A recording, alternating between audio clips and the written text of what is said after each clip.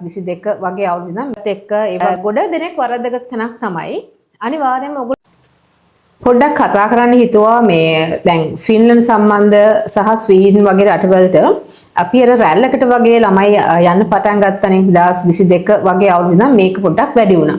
රටේ තිබුණු තත්ත්වයක් එක්ක ඒ වගේ දේවල් ටිකක් වැඩිපුර එනකොට අපිට ඉන්ක්වයරිස් ගොඩාක් ආවා.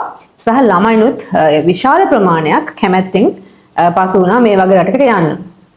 ඒකට ප්‍රධාන කාරණාව උනේ ස්වීඩන් කතාහරොත් එහෙම ඇප්ලිකේෂන් ප්‍රොසෙස් එක හරියම පහසුයි වගේ තමයි ඇත්තටම පෙවුනේ. ඒ කියන්නේ ඇප්ලිකේෂන් එකක් දාන්න කිසිම බාධාවක් නැහැ. ඉක්මනට තමයි ක්වොලිෆිකේෂන් එක වෙරිෆයි කරගත්තා, ડોකියුමන්ට්ස් ටික පෝටල් එකකින් දැම්මා වගේ කරුණු නිසා සහ ඉන්ටර්විව් එකත් සමහරට YouTube එකකින් හරි වෙන කොහෙන් හරි බලලා අවබෝධයක් ඇතිව කරගන්න පුළුවන් හැකියාව තිබුණා. නමුත් ගොඩ දෙනෙක් වරද්දගත් තැනක් තමයි අනිවාර්යයෙන්ම ඔයගොල්ලෝ දන්නවනේ බජට් එකක් තියෙන්න ඕනේ මේ වගේ රටවලට යනවා නම්. ඒකට හේතුව විදිහට කියන්නේ අවුරුදු 3ක හෝ අවුරුදු 2ක රෙසිඩෙන්සියක් සඳහා යන්නේ ස්ටුඩන්ට් රෙසිඩෙන්සියක් සඳහා යන්නේ. ඒකෙම තියෙනවා ස්ටුඩන්ට් රෙසිඩෙන්සි කියලා. ඒදී අපිට earn කරන්න පුළුවන්ද? අපිට ටියුෂන් ෆී එක ගෙවා ගන්න පුළුවන්ද? ෆැමිලි එකත් එක්ක අපි යන්නේ මේ දේවල් කරගන්න පුළුවන්ද කියන එක ඔබ දැනුවත් වෙලා තමයි ඒ වගේ අධියකට යන්න ඕනේ. එහෙම නැත්තම් වෙන්නේ තව කෙනෙක්ට දොස් කියන්න. තව කෙනෙක්ට බ්ලේම් එකක් දාන්න තමයි අවසානයේදී ඔබට සිද්ධ වෙන්නේ. අන්න ඒ නිසා තමන් ඒ ගැන දැනුවත්භාවයක් ලබාගෙන තමයි තමන්ගේ ඉදිරි පියවරට ඒ ස්ටෙප් එක තියන්න ඕනේ. එහෙම නැති ගොඩ දෙනෙක්ට සිද්ධ වුණේ ආපහු හැරිලා එන්න. අනිත් දේ තමයි අර මං කියන අනවබෝධයෙන් ස්ටෙප් එකක් තියන්න එපා. මගේ අල්ලපු ගෙදර කෙනා ගියා, මගේ බැච් එකේ තව කෙනෙක් ගියා, ඒ වගේම මම දන්න කෙනෙකුත් රට ගියා. අන්න ඒගොල්ලෝ හොඳට ඉන්නවා, වීඩියෝස් දානවා, පෝස්ට් දානවා. ඒ නිසා අපිත් යන්න ඕනේ කියන අදහසෙන් රට යන්න තෝරගන්න ආයට වෙන්නේ ගියපු රැල්ලටම ආපහු ගහගෙන එන්න. නිසා හොඳට දැනුවත් වෙන්න. තමන් යුරෝපා රටක් නෙමෙයි ඕනෑම රටකට මයිග්‍රේට් කරනවා කියන අදහස ආපු වෙලේ ඉඳන් එක්කෝ හොඳ රිසර්ච් එකක් කරන්න අදාළ රට ගැන. දන්න අයගෙන් අහන්න, සහ කියවන්න, බලන්න, ඒවා හොඳට ස්ටඩි කරන්න. තමන්ට තියෙන අවස්ථාවන් ගැන දැනුවත් වෙන්න. ප්‍රධානම දේ තමන්ගේ බජට් එක කොයි වගේද කියන එක ගැන අවබෝධයක් ලබා ගන්න. ලක්ෂ 40ක් නම් තියෙන්නේ අතේ. වීසා ෆී එක, ඊට පස්සේ ටියුෂන් ෆී එක, ෂෝ මනි එක සහ ඊට පස්සේ මාස 6-7කට තමන් සර්වයිව් වන්නේ කොහොමද? ඔය ප්ලෑන් එක නැතුව පුංචි බජට් එකක් තියාගෙන ලොකු රටකට අමාරුවෙන් ගිහිල්ලා හැමදේම හරියයි. අපි රටට ගොඩ බහැපු ගමන් හැමදේම හරියයි කියන අය ඇත්තටම මං හිතනවා මයිග්‍රේට් කළ යුතු නැහැ කියලා.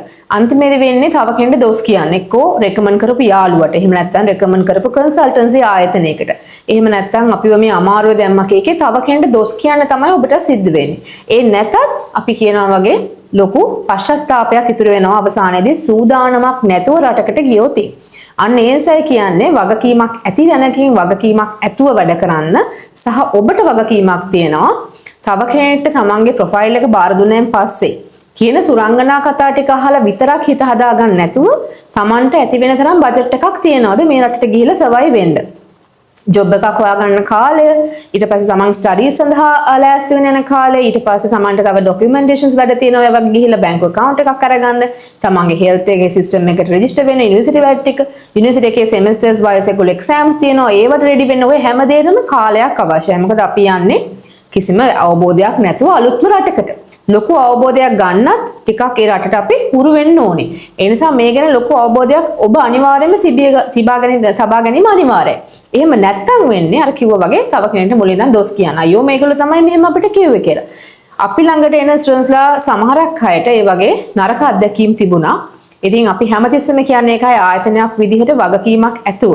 තමන් කියන දේට වගකීමක් ගන්න පුළුවන් ආයතන වලට විතරක් සම්බන්ධ වෙලා ඔබ ඒ කටයුතු කිරීම අනිවාර්යයි. ඒ වගේම තමයි ඔබත් රටක් තෝරගත්ත නම් උදාහරණයක් විදිහට අපි කියමු ස්ලෝවැකියාව කියලා.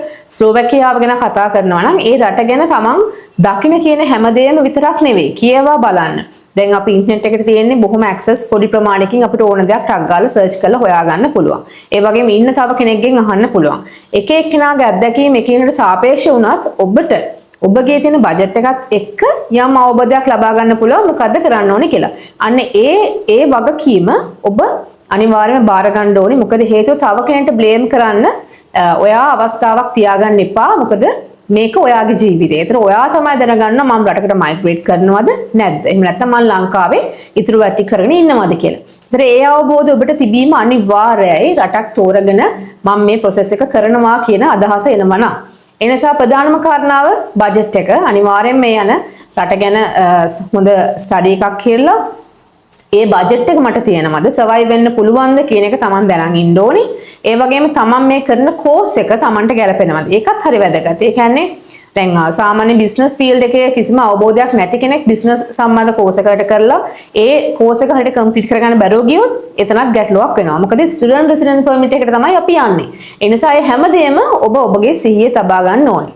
සාරාංශගත කරලා කිව්වොත් එහෙම අනිවාර්යයෙන්ම බජට් එක අංක 1. අනිත් දේ තමයි රට ගැන හොඳ අවබෝධයක්.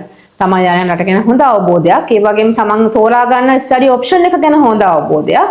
ඒ වගේම තමයි පවුලත් එක්ක ගිහිල්ලා තමන්ට ඉතුරු ඉස්සරහට කරගන්න පුළුවන් අවස්ථාවන් මොනවද කියන ගැන යම් තාකුර දැනුමක්. ඒ වගේම හොඳ ආයතනයක් තෝරගන්න ඕන තමන් අනිවාර්යයෙන්ම මේ process එක කරනවා නම් තනියම කරන්නේ නැත්නම් තනිවම කරනවා නම් අවුරුද්දකට වඩා කාලයක් හොඳින් ස්ටඩි කරලා හොඳ අවබෝධයක් ඇතුව තමයි ඔබ මේ process එක කරන්න ඕනේ. ඕනම රටක් තෝරගන්නවා නම් තමන්ගේ ස්ටඩි සඳහා සහ ඊළඟට සෙටල් වෙන අදහසින් යුරෝපා රටක් තෝරා ගන්නවා නම්